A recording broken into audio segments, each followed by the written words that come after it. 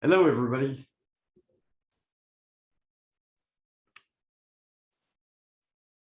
Can Hello, you all, Matt. you all Hey, hear me? Matt. There we go. Are you all hearing my voice? Yes. Yep. Awesome. Okay. Been having some audio visual problems beyond the normal ones I have. So good to see everybody. Back in your lab office, huh? Yeah, back in the office here at Montpelier. You can all the mess that Tanya would never allow me to have in my house, my own house. So she's like, Matt, save it for work. So I've got treasures here that I've hauled in over the past 20 years. Yeah, but you know where everything is. Oh, I know. Oh, that's been a hard one. Being gone for a year, I've forgotten a lot. It's like there was was on a sabbatical or something. It's been very bizarre. Well, good seeing Like you, my Vivian. office. Sorry, Vivian came out for the walk on Sunday up Chicken Mountain, but then somehow I left you behind at the base of Chicken Mountain. No, I got halfway up. Yeah, okay. Yeah. I found a nice stump to sit on. Oh, nice. And then when we get back to the bottom, you weren't there and I got worried. I figured you'd walk the fields and find me if I was laying face down. Well, we didn't see you at all the way back to the visitor center. That's why I called your husband. It's like, left her somewhere on Chicken Mountain. Sorry. I hope he said, the insurance will take care of it.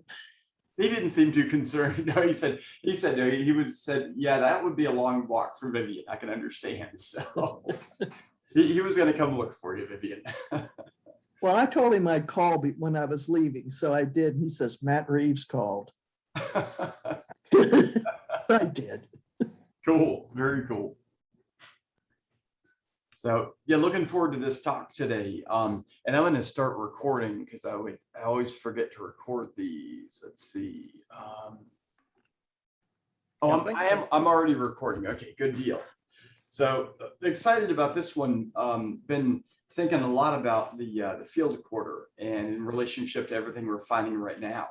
So it should be good. And Tony, I've got to update the metal detector maps. I'm going to catch up on a whole bunch of work tomorrow, and I'm hoping my reward will be to bring all the metal detector data online. So it's got about a month and a half of stuff that I've fallen behind on. Wow. Yeah, there's some good stuff. I've been down there, as you know, with Dennis, and we're starting to find some domestic items over there in the existing map sections, or the current map sections he's working on, I think, anyway. So. Yeah, it's actually sunny here now, Tony. It's too bad you didn't come out. This morning it was pouring rain, so it's hard to see. Yeah, It's going to hit us soon. Yeah, that was a long distance for me to come and then all of a sudden turn around and come back, you know. So. Yeah, it might be that we have like 2 hours of sunshine and non-water not falling from the sky. So we'll have to see. Right. Yeah, I've set it up with Dennis to be back down Saturday, weather permitting. So we'll see. Cool. Oh my goodness, Tom, how are you? Tom Greer. Haven't seen you in a long time. Unmute here. There we go. Yeah. How are you doing? Good to see you. How have you been? I have been great, working on my own project here locally. So That's right. Yeah. So We have last time I was there was actually 2012. Yeah, that was right when we were starting the site I'm going to be talking about today. So And that's why I'm here. Awesome. Well, yeah, that was when we had no idea where any of the buildings were, and we were flailing around. And then the next season, we hit the mother lode with the Subfloor Pits. I'll be talking about that. Yep, great. Very good. Cool. Well, we'll have to catch up soon, Tom. Okay, will do. Oh, welcome everybody. We'll give folks a few more minutes to sign on. I'm recording this, so I'll send this out to anybody that misses it. And so good to see so many familiar faces and some folks that have recently been out. Like, hello, Mark. Glad to see you made it back home from last week's expedition. But we're we've taken a bit of a hiatus from the lunch and learns with the summer. We've had our field school that's been happening over at the blacksmith shop, and we actually finished the blacksmith shop back in the end of July.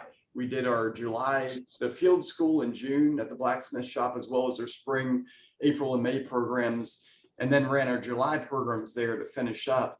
And now we're down at the farrier shop, which is off the opposite end of the from where the field porter is, what I'm going to be talking about today. And for those of you all that have seen on Facebook and Instagram, it is a really neat site. Tony and Dennis did metal detecting there, and we're finding some horseshoe nails. And so we tentatively called it the farrier shop just to differentiate it from the blacksmith shop. But what's been really cool is that we've actually found horseshoe nail tips, which shows that it was where farrieing is taking place. Because when you put a horseshoe on a horse's hoof, you've got to clip the blacksmith's farrier would clip the nails. And so we've got in the units, we found all these little triangular nail tips, which we didn't find any of at the blacksmith shop. And so it's helping us to understand there are some specialized blacksmith areas in this farm complex. And as we'll talk about today with the field porter, it's making us, rethink who is living at the field porter. And I'll get into that closer to the end of the presentation today. So, but we'll give a few more updates on where we're going to be heading in the fall season. We're going to be at the farrier shop through the end of this month, finishing that up, and then we're going to be moving up to another area. I'll show you when I show the metal detector maps, where we've located another interesting specialized use site that has a huge burn area and a mix of artifacts. We have no idea what's going on there. Dennis and Tony were metal detecting up there earlier last month, and also later this fall looking at a stable and a possible wagon stand. So just some really interesting sites that are showing up in this farm complex. But where all this started in many ways was excavations at the field porter. These sites are these home sites of enslaved Americans who were working at Montpelier. And as you all know, this area, most of you all know where the field porter is. All this is right below the visitor center parking lot and where the visitor center is. So it's just, all of this is an incredible opportunity to interpret a whole nother side of the enslaved community at Montpelier from what we have reconstructed at the house. And so in having just the richness of the sites that are out at the home farm is going to really guarantee that we're going to have some really interesting areas to interpret. So what I'll do is I will go ahead and start sharing screens here and get my PowerPoint up. And let's see, get over to PowerPoint here, F5, and let me get you all over here so I can see you all in case anybody has any questions. I think, yeah, I think so. You all can see the screen with the overall map of Montpelier here. Okay, great. Well, like I mentioned, what we're going to be talking about today is the field porter. What we excavated at the field porter back in 2012 and 2013, so a little under a decade ago. And it's a site that we found 10 years ago through Metal Detector Survey. And before diving into the site, what I wanted to do is give a little bit of context for why we were at the field porter and what we were looking at and how this fits into some of the work we've been doing with the descendant community, the Montpelier Descendant Committee at Montpelier. For the sites at Montpelier, so many of the sites that we look at, of course, are these home sites. And the classic one that everyone thinks of when they're at Montpelier is the main house at Montpelier that we restored starting in 2002. And this, obviously home of James Madison and over three generations of the Madison family. But where all this, the larger context for Montpelier is it being a plantation with over 120 enslaved Americans living and working there. And through the years, what we've done is we've discovered that, with the large number of enslaved individuals at Montpelier, they had a lot of roles at Montpelier. They were doing all of the work on the plantation, obviously. And what we've discovered in doing excavations at their home sites and work sites is just how complex that job was, and what they had the primary role in many ways in running the plantation. Madison's were the owner, but in terms of the knowledge base to make Montpelier work, it was the enslaved community. And so we're discovering direct evidence from this, with the archaeology, this witness to the community that we've got through archaeology. And so a lot of what y'all have seen at Montpelier and you see at other places is the excavations of these home sites. They're relatively easy to find from an archaeological standpoint because of the massive amounts of artifacts that are recovered at these sites. And this is especially true for the South Yard, where we found lots of artifacts around the smokehouses. Digging these, it's just obvious that these are a living spot. And then with the field quarter, what we're going to be talking about today, it was the artifacts and the complexities of the features. But with all this, what we've been able to do is really establish the enslaved community, their presence at Montpelier.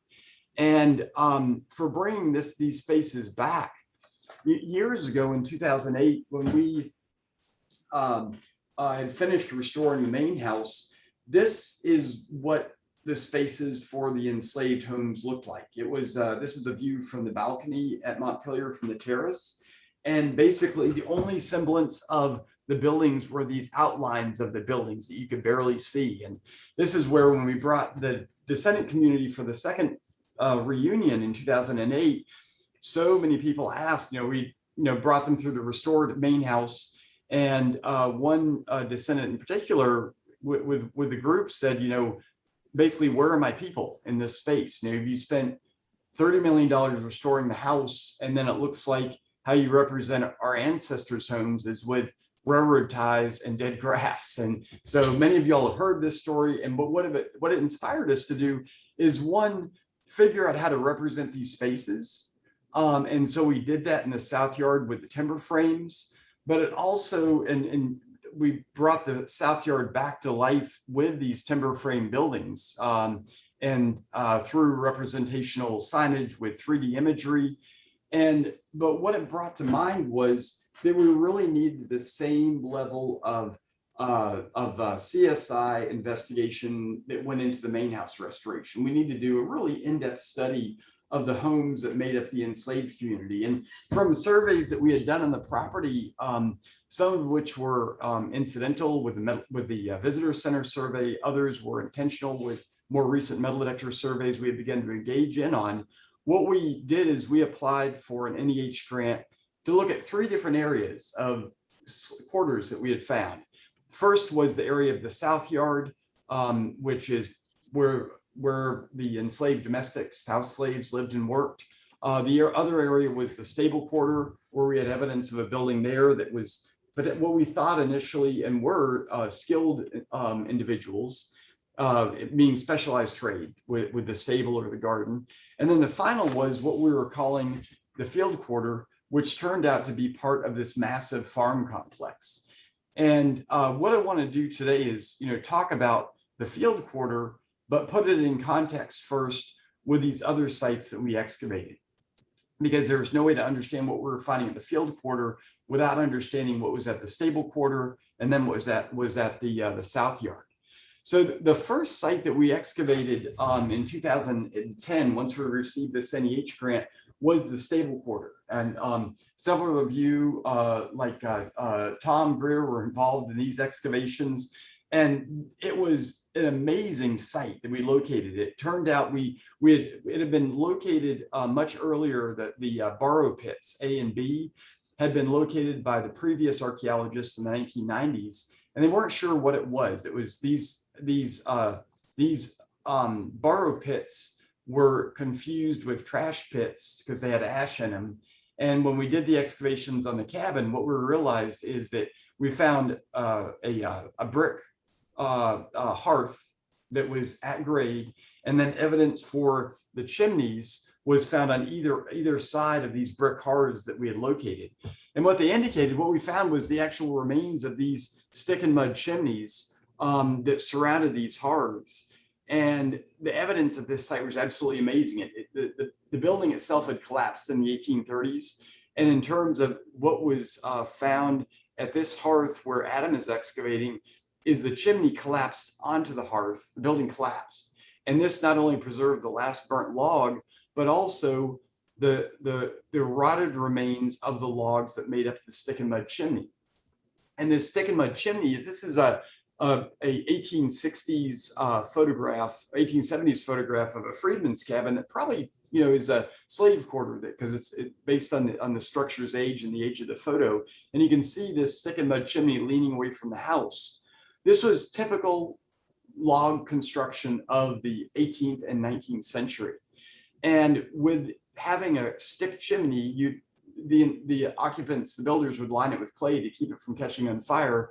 And that's how you get these Borough Pits. And these Borough Pits, oftentimes what we found at Montpelier and other sites is they'll be filled with trash afterwards because they're a hole in the ground that's convenient. So what we're able to get from the stable quarter is that, you know, this structure was a building that was typical of early 19th century Virginia slave housing architecture. And the next season, and you know, just the amount of detail we're able to find from this site allowed us to do restoration grade drawings and then to reconstruct it. Now, and I'll show the shot of the reconstruction in just in the next slide. But what this started us on was this 4-year project looking at slave housing. The next year in 2011, what we did is we excavated the South Yard. And in the South Yard, as you all know, this is where we found just fantastic information for the homes for enslaved domestics at Montpelier. And this is where we found very different architecture. We found stone foundations. We found masonry chimney bases, which indicated these buildings had masonry chimneys. We found lots and lots of window glass, which indicated there were sashed windows at these buildings. And basically, the South Yard buildings were a style of architecture with you know, English framing, raised wooden floors, masonry chimneys that only appeared around the main house. And what we soon recognized from the work that we had done at the stable quarter is that almost all the other buildings on the property looked more like this building down here. This is the stable quarter as we reconstructed it in 2014 as part of the first log cabin program that we ran. And and this is the shot I have here is, of course, after the Rubenstein gift that allowed us to reconstruct the South Yard. And we spent, you know, inspired by what we found in the South Yard in 2011, we spent the 2014, 15, 16, and part of the 17 season excavating the South Yard and the surrounding areas that allowed us to do, you know, this high quality and accurate reconstruction in the South Yard. So, but getting back to 2011, when we had just finished the excavations in the South Yard and we had just begun to do the timber frame ghosting of these buildings, what we did is that we wanted to find an example of field quarters.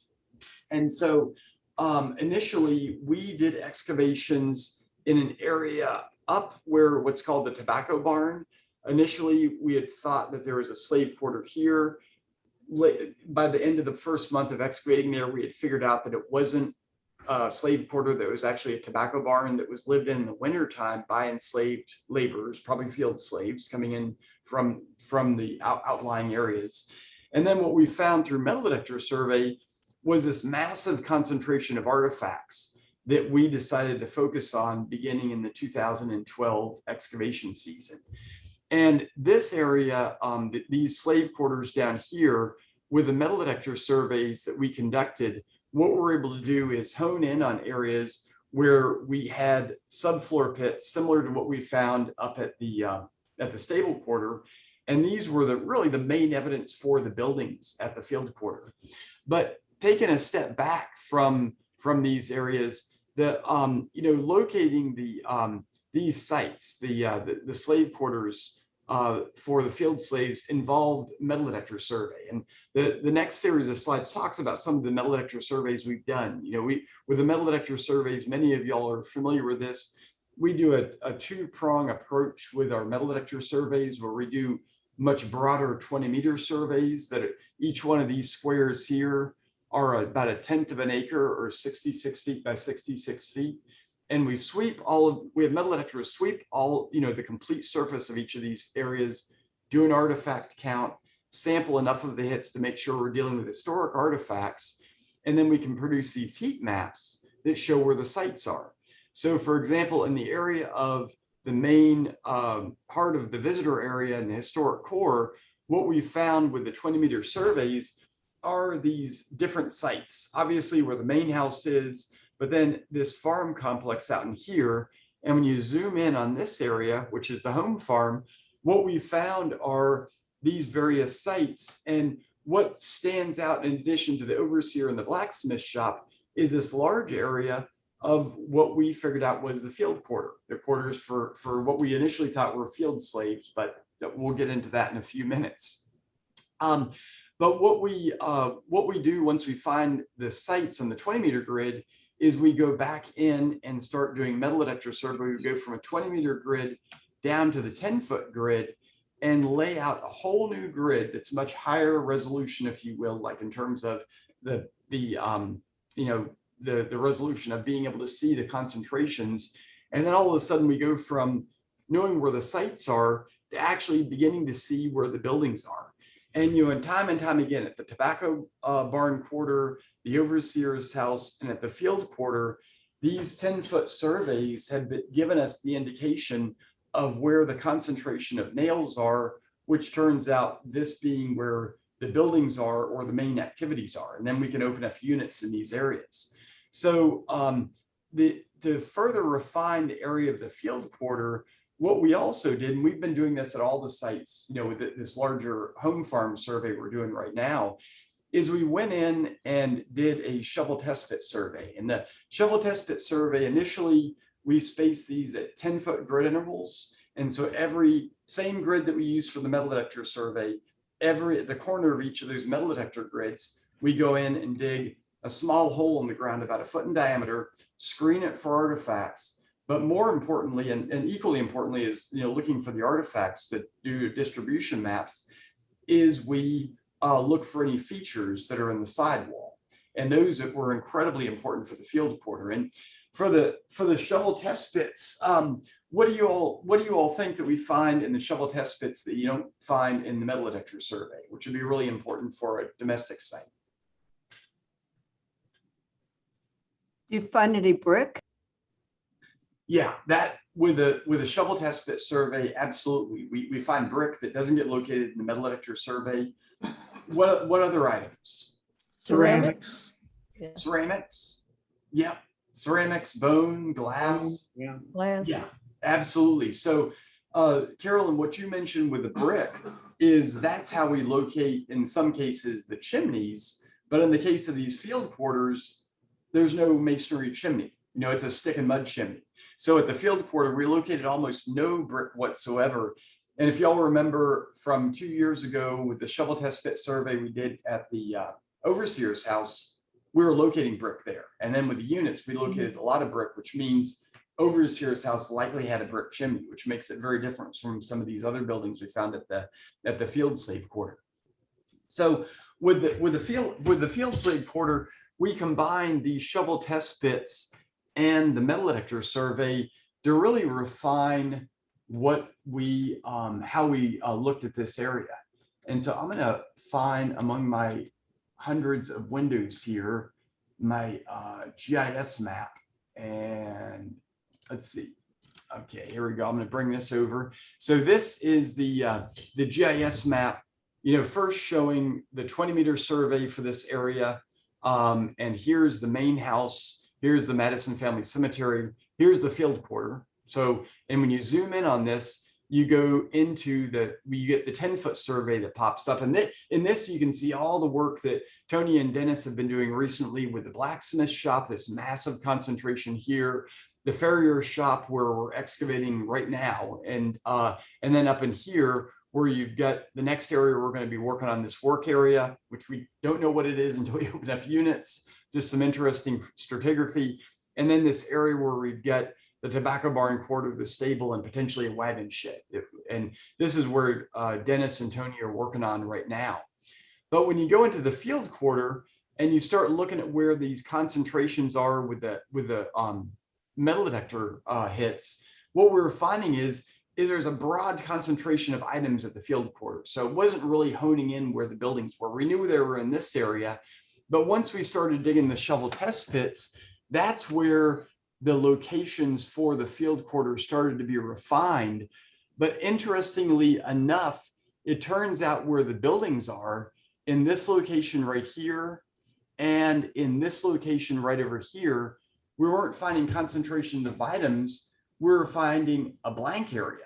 And we didn't know that we had features in this area until we started putting in shovel test pits at a 5-foot interval. And then all of a sudden, we started finding features in the sidewalls of the shovel test pits, which absolutely indicated where we needed to open up units. And so when you start looking at some of these areas, for example, this area right here, this shovel test pit right here came right down in the middle of a subfloor pit. And when I'll show you the refined the excavation shots of this subfloor pit, and you'll see where the shovel test pit was. And then up in here, what we found was there were two Borough Pits up in here that were revealed on the 5-foot interval survey that we went back and did in the spring of 2013. That gave us an indication that there was a building in this area.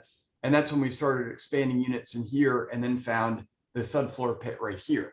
So getting back to my PowerPoint, which will show this a lot better, what we've got here, this is an overall map, showing visitor center here. Here's the field quarter. This is the bucket shot that we took in 2013 of the finished excavations. And this basically is, here's house area number 1, here's house area number 2. And how we knew about these sites is from finding the subfloor pits, these square pits that were underneath the cabin where the slaves would use these to store their sweet potatoes through the winter. And the kind of the crucial element of these subfloor pits is they're square in shape and they're not eroded. It's obvious that when these pits were open, they were under a building because they were protected. Because if you dig a square hole in the middle of your yard and allow it to be exposed to rain, all the edges are going to slough away both for rainstorms, but then also from frost heave in the wintertime. And so we know about these subfloor pits. There's a wonderful piece from Frederick Douglass's autobiography where he talks about his grandmother having a sweet potato hole. And he describes the sweet potato hole being up near the hearth underneath the structure in the floor. And the reason why the sweet potato hole was near the hearth is sweet potatoes, to be preserved in the wintertime, need to be kept warm, but then also dry. And this is the subfloor pits near the hearth provide that. And then also they would store them in ash because insects don't like to get into ash. And so it basically keeps these sweet potatoes fresh and sweet through the wintertime. And sweet potatoes are a major food staple for the enslaved Americans, not only at Montpelier, but all across Virginia and much of the South. So when archaeologists locate these subfloor pits, you've got the building. In the case of the field quarter, these are the only evidence for these buildings because there's no masonry chimneys. There's no stone foundations for these buildings. These are essentially log structures that are placed on the ground. And when these buildings either rot or more likely the logs are taken away after the buildings are abandoned, there's hardly any features left. But what there are is not only do you have the subfloor pits, but with the artifact distributions, which I'll show you in a second, you can begin to see where these buildings are in relation to the subfloor pits. So getting into house area number one, this shot, the area right here, we parked the bucket truck right here in August of 2013. Got this shot here of the finished excavation. So you can see the visitor center up here. Here's this subfloor pit we located. And what we've also got here are the Borough Pits up in here, and then the yard in this area. And so for this subfloor pit, what we discovered when we started opening up units in this area is we found an area of just slight discoloration. We got super lucky. We opened up units further to the south in this area just to explore what we thought was the yard area, looking for where the building might be. And we started to come across what is, the typical Virginia clay feature in Virginia clay. What there's not much to see here except for a little bit of charred wood. And when we started to excavate this area, what we started to come down onto was defined edges of a subfloor pit. And this subfloor pit is running around right here. This is the edges of the subfloor pit. We're bisecting it with this string. So we excavated the north side of the pit. And when we dug through this, what we found is there was a pit, and then in the middle of it was another pit. And what we discovered when we excavated the inner pit is that it looked to be that this bottom pit was an earlier, or the let's see, the bottom pit was an earlier pit, and then this pit was expanded sometime later in the occupation of the building. And when we finished it, what we had was these two pits that have been modified, and other excavations, similar pits have been found. But what a major feature of this pit is it was full of hearth ash and all sorts of. When we water screen the hearth ash, not only do we find lots of eggshell, but also charred plant material that Sam Henderson analyzed for us, the paleobotanical remains, and found all kinds of evidence for plant items that the slaves were eating and then disposing of the remains in the hearth. Then they would get charred and thrown into this subfloor pit. In the end, what we were able to figure out is, subfloor pit, lots of information on diet, but really important for understanding where the building is. So the placement of this building to a large extent was based on where this subfloor pit was. Some of the other features we located that bracketed the yard were these Borough Pits. And the Borough Pits, what these looked like when we found them is, one, we found them with the shovel test pits. And instead of finding subsoil clay like we found in these shovel test pits, this was done before we started opening up units, we found all kinds of charred material, similar to what we found in the subfloor pit. And when we excavated this area, we bisected it, we found all kinds of things. We found the arm for a kitchen crane in this pit, which indicated that this building might have had likely had a large hearth, or this hearth arm was being reused for something else from another site. Lots of stone, and then all sorts of animal remains. And when we get to the bottom of this with the bisect, these pits weren't that deep. These Borough Pits. And these Borough Pits are where the inhabitants are getting the clay for lining the inside of the chimney, and then also doing the chinking between the logs, or the daubing of the chinking between the logs. What we also found in these excavations, and why we had such a broad area in this excavation right here, is we wanted to define the yard. And the yard oftentimes is defined by, in the archaeology, is by a lack of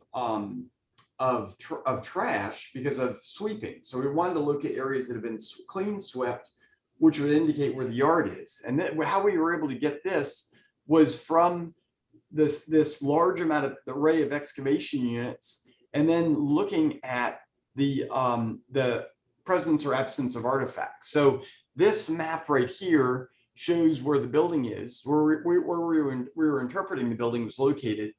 And then the area of concentrations, you've got a trash deposit down here, another one down here. This is showing the distribution of wine bottle glass. And then up in here where this purple is, there's a low amount of artifacts up in here, basically that brackets the area between the Borough Pits and the trash pit down here, and the where we think this building is located. So hold on, we're getting a call from the field. I'm gonna take a break and let them know.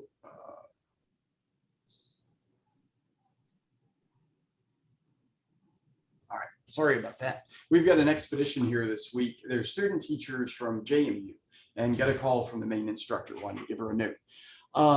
So what we found, the same pattern we found with the bottle glass, where there's a lack of artifacts between basically where the subfloor pit is, the trash pit here, the trash disposal area here, and these Borough Pits, shows up in the tableware ceramics. You know, again, you've got this lower concentration of artifacts here, with the animal bone, a similar lower concentration, and then you get the edge of the yard showing up here with this trash distribution here.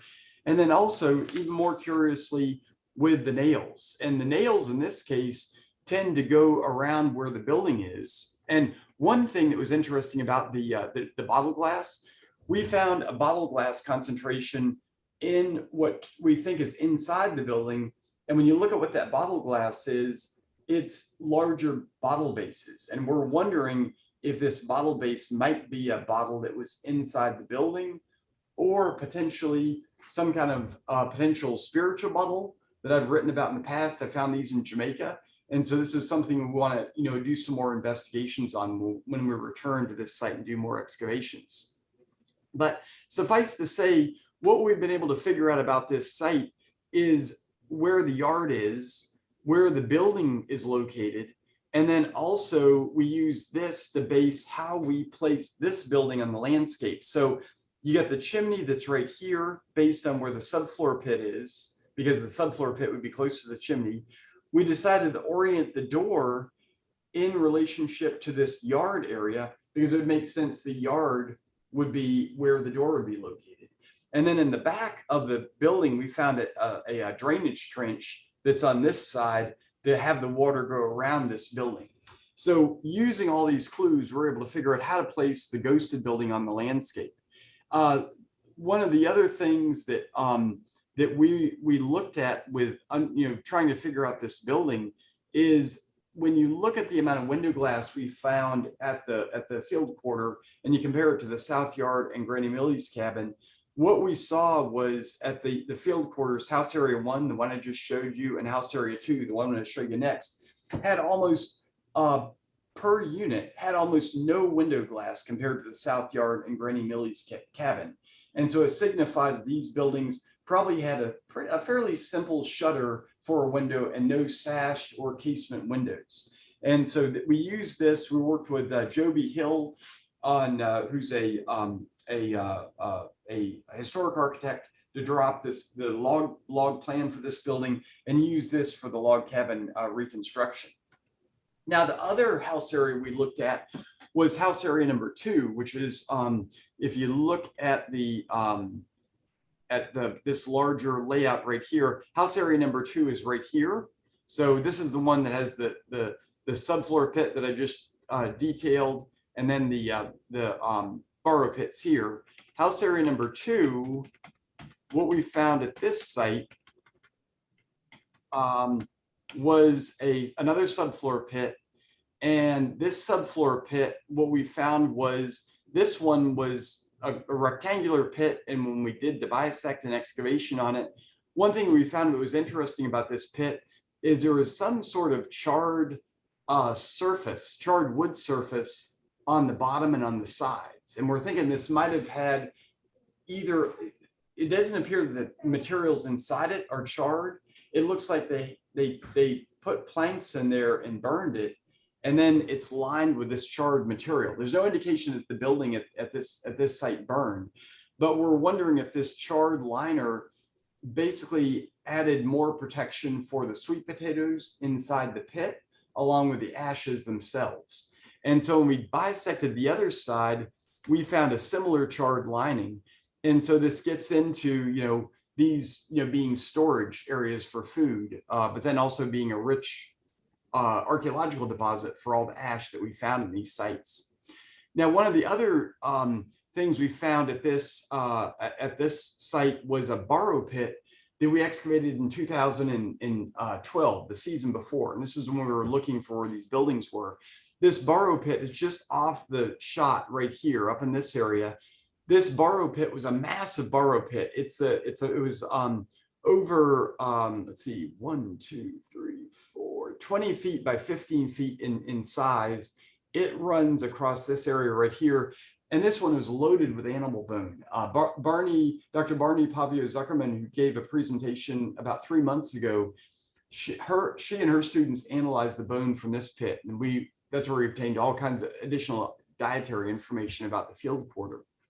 But this pit was incredibly deep, filled with all kinds of artifacts, we're thinking from house area number 2, and gave us an indication of the diet that was occurring there.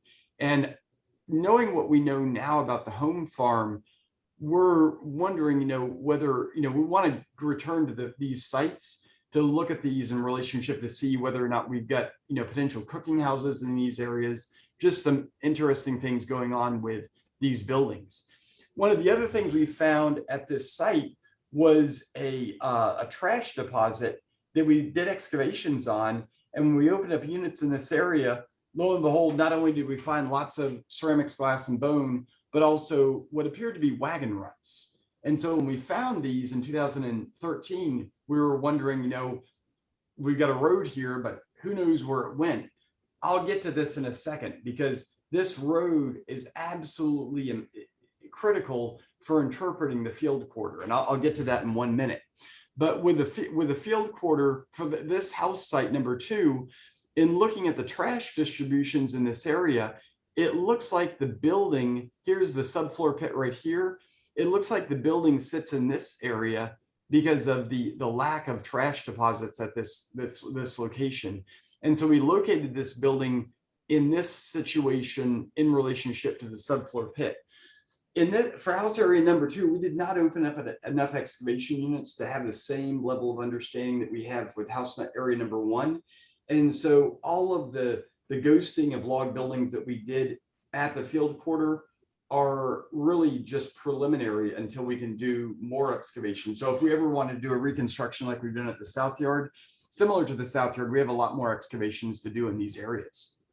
But for these 2 sites, what we've got is, definitely 2 buildings that we've got quite a bit of information on. And then we use these for the reconstructions that we've got out there right now.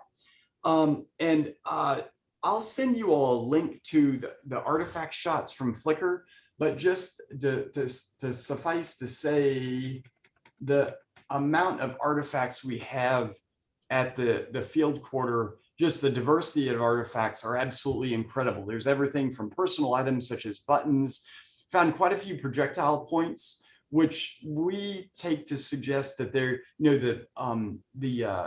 enslaved community was collecting these points at sites. We don't find a large amount of debitage at the field quarter, which indicates that this is probably collection of items in fields, all kinds of ceramics. But then what we also started to find was all kinds of iron implements. Like this is a threading device for potentially for blacksmithing. We found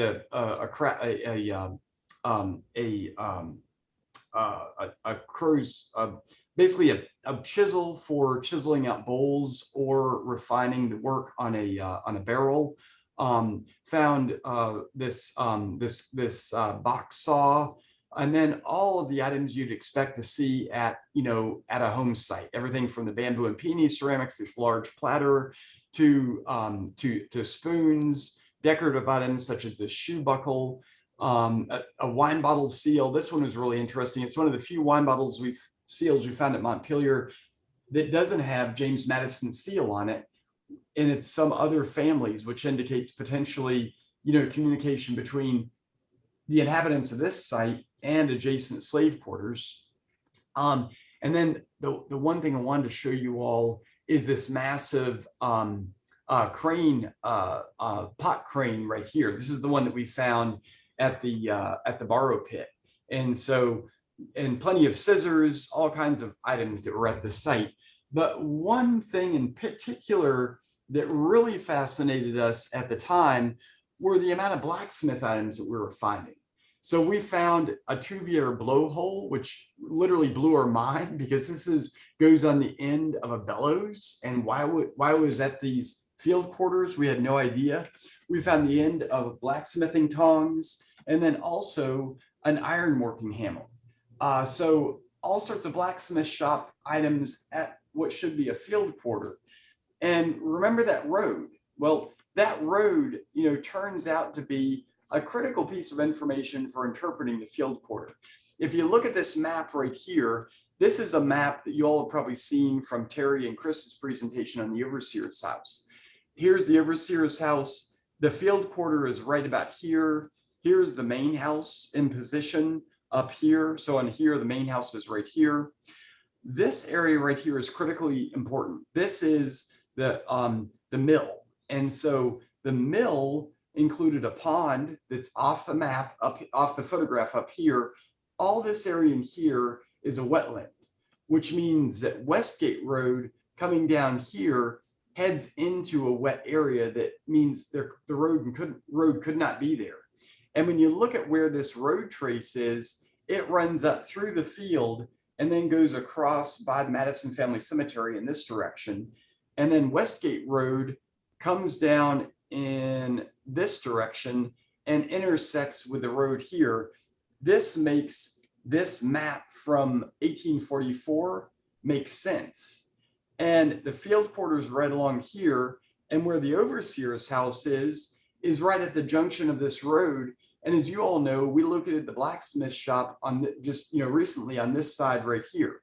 So when you look at the map right here, what you'll see is you've got all these sites surrounding the field slave quarters. And when you look at the field slave quarters, when you look at this 3D reconstruction of this map, what you've got is the road running along here, and then you've got the field quarter bracketed by a farrier's shop and the blacksmith shop.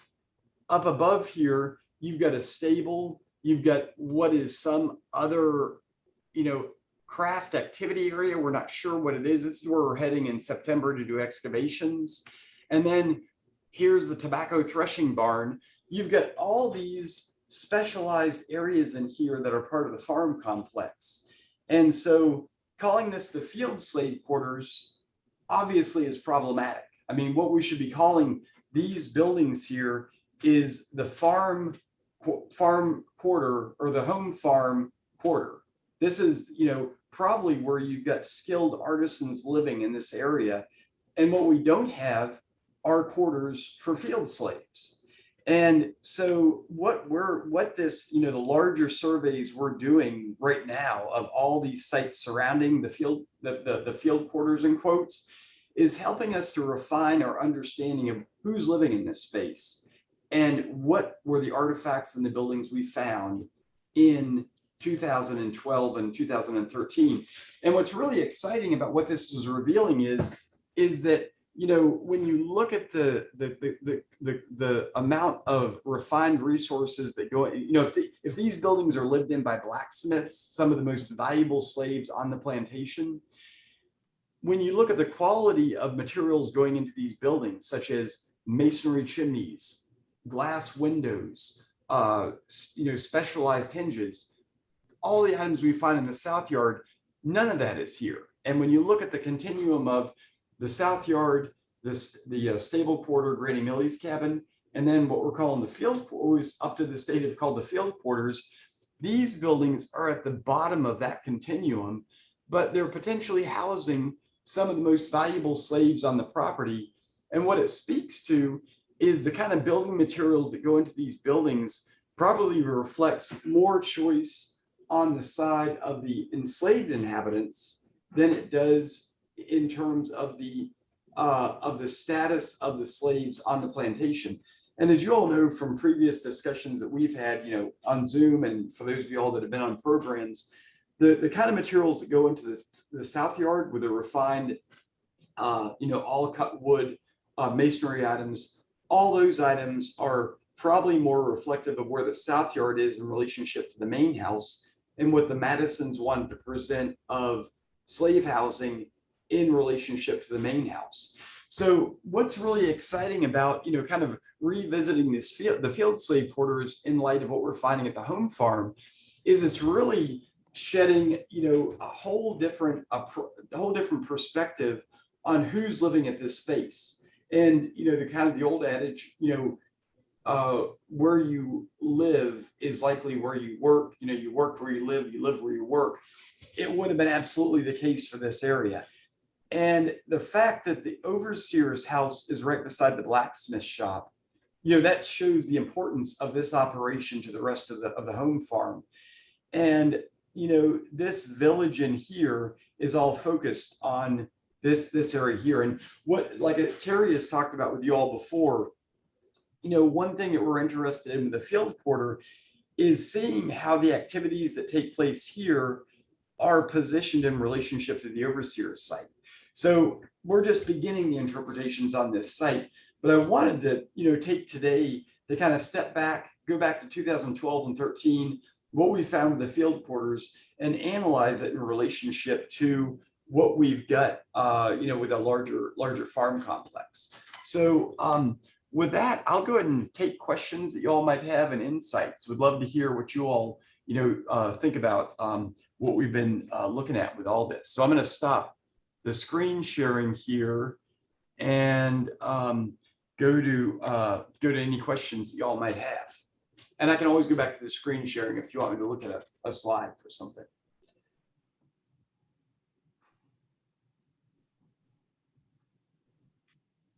And you all must be as overwhelmed as I was in terms of the discoveries. I was so excited about, re-looking at the field porter and realizing that, what we've got is skilled artisans at these space. Because it means we got to look for the field porters in other locations through these larger metal detector surveys we're doing all across the property. So, really, Patrick, you said, true, I'm overwhelmed as well. We got to start, Patrick, we're going to start talking about the field porter in a very different way. The field porter is the farm quarter and being lived in by specialized individuals. And Mary, you asked what caused the demise of the buildings. We're thinking when Dolly sells the property in 1844, that's when we're thinking the home farm is abandoned. By the 1850s, the area where I'm sitting right now, where the archaeology lab is, and you've got Lewis Hall and the farm where the ice pond is located here at Montpelier, that's in the 1850s where the new farm complex is developed by the next owner. And what's wonderful about that is it means that the area we're talking about right now by the visitor center was completely abandoned and all those buildings are allowed to decay in place. The only exception to this is the overseer's house, which shows up as like a area that's featured for the sale of the property, with advertising that property. Basically, they have this map for the sale of it. They show where the main house is, show where the mill is, and show where the overseer's house is. So it's kind of like, showing your prospective plantation owner, you've got an overseer's house that you could move your overseer into. The blacksmith shop has some of the later dating artifacts that date into the 1840s. So we're thinking that the blacksmith shop and the overseer's house remained probably up until the 1850s. Certainly, definitely by the Civil War, all the buildings are abandoned because we have no artifacts that date to the Civil War or to the 1850s. And all the focus for the farm complex is where I'm at right now, over here by Lewis Hall, where we've got all the DuPont farm complex up until today. And Tony, You ask any further investigations to confirm locations of the road discussed? Yeah, when we with the GPR surveys we did at the blacksmith shop earlier this past spring, there are linear features that we located where we've been able to refine the location of the road. And if let me see, I need to share screens first, of course. Let me go back to the PowerPoint here. Yeah, in this one right here, I'll go to the go to this map right here. Oh shoot, blacksmith shop is just off of this. Let me go to this one. Where the blacksmith shop is right here, the GPR, ground penetrating radar survey, indicates that this road doesn't follow Westgate Road past the overseer's house. It seems to cut in about right here. And then this road we found by the field porter comes up and intersects right here. So this, we need to go back to Angie. I don't know if you're listening, Angie, but we need to have you go back and revise this 3D reconstruction to tweak this road into here and then have the road cut across here. So we've been able to tweak that through the GPR. And then with the units we opened up with the field school, we did find an indication of the road in this area. So, you know, what we're doing with this, with the excavations that we're doing over the next 2 years is really, you know, testing this 3D model, if you will, so we can refine it and then start ghosting the buildings, maybe representing the roads out in the landscape with, you know, cut grass paths, and then hopefully inspiring the next, you know, David Rubenstein-esque person to want to come and write a couple of $1 million check to begin to really do the intense investigations that we need to do to begin to reconstruct this space.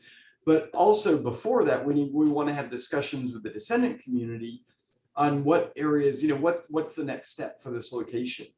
We're with the descendant community, we're actually we're looking to do excavations up here where the slave cemetery is located in the next year, and then also work with the descendant community on what site to do intensive investigations on with these excavations, whether it be the overseer's site or the blacksmith site. So there's some discussions we're going to have with them, and then that would help influence, you know, what areas we begin to reconstruct. So that was a long-winded answer there, Tony. Thanks for the question. And let's see what other chats we get. Oh, let's see. Keith, you're asking, so dimensions of the slave houses were determined by the pit and evidence of nails or some other evidence. The slave houses, yeah, the dimensions of those buildings are based on, in the case of house area number 2, we found the subfloor pit and then a trench right beside where we thought the building was. That gave us the width of the building. And so from that was about 12 feet. We based the length on what a standard size log cabin was, which is 12 by 14. So again, more things we need to investigate. And also that wine bottle gave us a parameter for kind of the edge of the building. And then Debbie asked, are wetlands ever excavated for discarded goods or human remains? Yeah, that is the wetland area. We want to do some excavations where the spring is located. There's a map in 1908 where it shows where the spring is. One interesting thing to do down in these wetlands is there's potential for pollen deposits to be recovered from wetlands, especially where the mill pond is. So where the mill pond is located upstream, there's all kinds of potential to do augering, to look for stratified deposits where we could see where we've got pollen deposits that are trapped. There's been some amazing work done there where when the pollen is in a wet environment that's protected, you get incredible preservation of the pollen remains. And for human remains, we've found the slave cemetery, so we know where the enslaved community are burying folks. Carolyn, you know, what surprises me is that these enslaved people are so valuable to the operation of the plantation. Why were their houses not better built? Oh, well, when you look at the quality of the buildings, you know, what modern aesthetics that is informed by elite aesthetics of the time period. You know, the whole notion of dining room, living room that we know about today, that was, you know, began to be common for folks of our ilk, maybe in the 30s and 40s, but certainly not until the 1950s. When you go back to the 1890s and earlier, most people lived in a one-room building, one room cabin or tenant house. And then when you look at the kind of buildings that people were living in, people in the South Yard, I've talked with many of y'all before you've heard this, people in the South Yard, those buildings would have been much colder in the wintertime because they're not at grade and they don't have the R value of the logs that the log buildings have. So they basically have thinner walls. So they look nice, but they're not very practical in terms of having a subfloor pit, being warm in the wintertime, and then of course being away from the main house where you know, as an enslaved household, you'd have more flexibility to arrange your space how you want. So there's, I would say that the better built buildings are these log buildings if you're talking about daily survival and just quality of life. If you know, merits being equal being enslaved. So yeah, so but Carolyn, these kind of investigations where if the descendant community didn't say, hey, you know, you all need to find evidence for our ancestors' homes in the same way you did for the main house, these questions would never come up. We would never have done these kind of intensive investigations to really hone in on, you know, looking at these spaces. So, and this is where we want to continue to work with the descendant community because they're asking questions of their ancestors that have very needed relevance for who we are as an organization. Terry said, South Yard was also prone to flooding. One reason those things are on piers is to deter flooding. It was not ideal. Yeah, so there's all kinds of issues with the South Yard that, you know, Terry's talking from experience from working there for 3 years and dealing with flooding every time it rained. So that was, you know, just an absolute nightmare to deal with, even with excavations where we weren't living there. Mary says, how much site contamination is there from Civil War camps on the estate? I love how you talked about that site contamination, because that's something that, you know, when you work at a site, you're looking at a slave quarter that dates to the 1840s, and then it's reoccupied in the 1870s and 80s. It's exactly what you get, or later dating artifacts accumulating. What we found with the Civil War sites is they're all over the property, but they are distinctive enough where we can identify them separate from these other sites. What we found, though, is the later dating slave quarters from the 1850s and 60s were reoccupied by cavalry troops. This is especially, you know, we've got a site like this in the Eastwoods that I talk about quite a bit on tours, where that site's end occupation is by Civil War troops, which signifies that these Confederate troops are occupying recently abandoned buildings, and the slaves there became contraband up, you know, on Union lines. So there's, you know, this continued history, you know, reveals all kinds of things about the occupations. And then, oh yeah, Carolyn, you were thinking about the lack of brick hearths. Yeah, that is curious.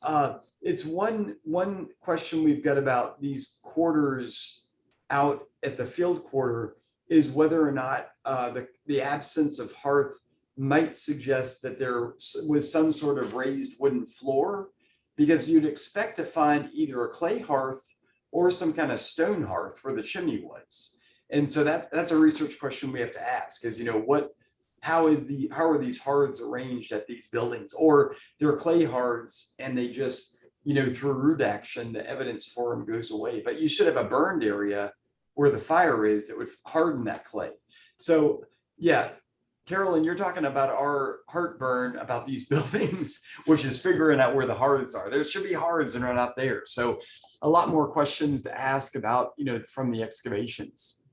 But Mary, back to your question, a lot of the contamination that happens at a lot of sites didn't happen at Montpelier, because with the sale of the enslaved community by Dolly selling all the slaves in 1848 or 1844, when she sells the property, all these sites are abandoned, and they're in bad enough shape by 1844, where many of them are completely abandoned and allowed to decay in place, or the buildings are taken down, like in the case of the South Yard.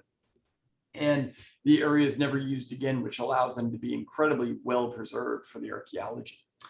But yeah, somehow with all this brought us right to 1 o'clock. I thought I was going to be going to like 6 in the evening with my talk, because there's so much to talk about.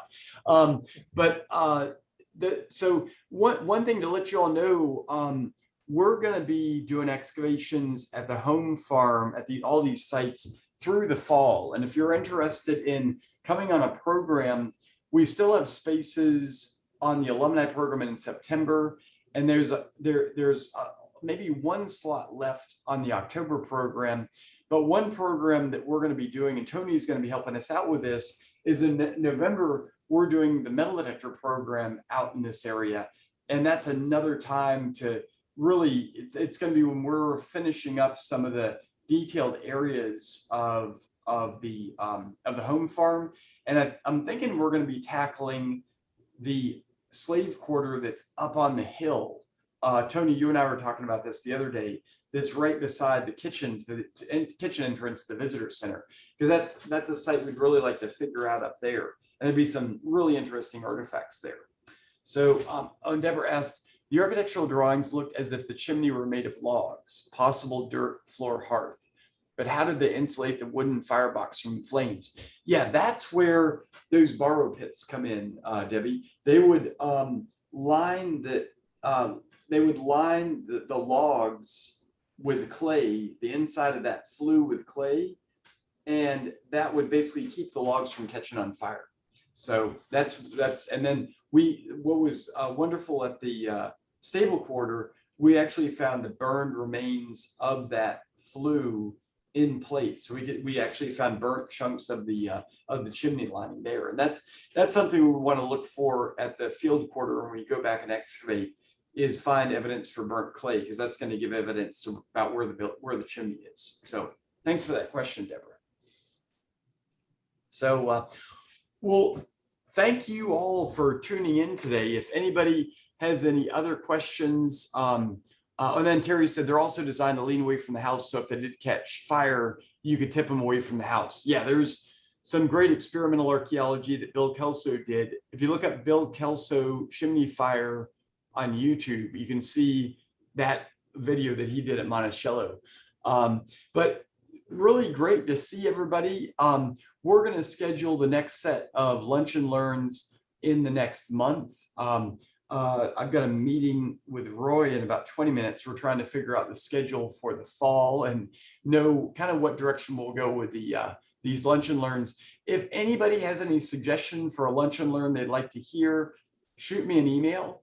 Would love to hear suggestions. I know some people have talked about, I think Debbie, you mentioned maybe doing something in my work that I did in Jamaica, and how it compares, how Jamaican sites compare that were from the same time period compared to what we've got in the Chesapeake.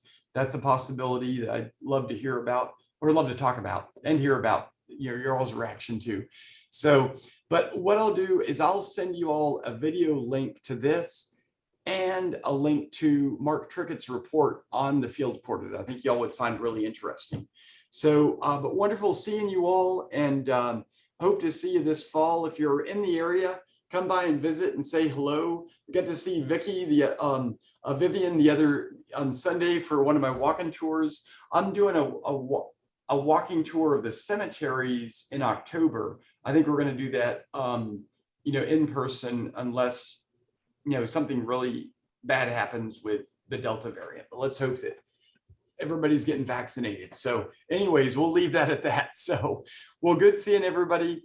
Take good care, and hope to talk to you all soon. So bye, everybody. Thanks, Matt.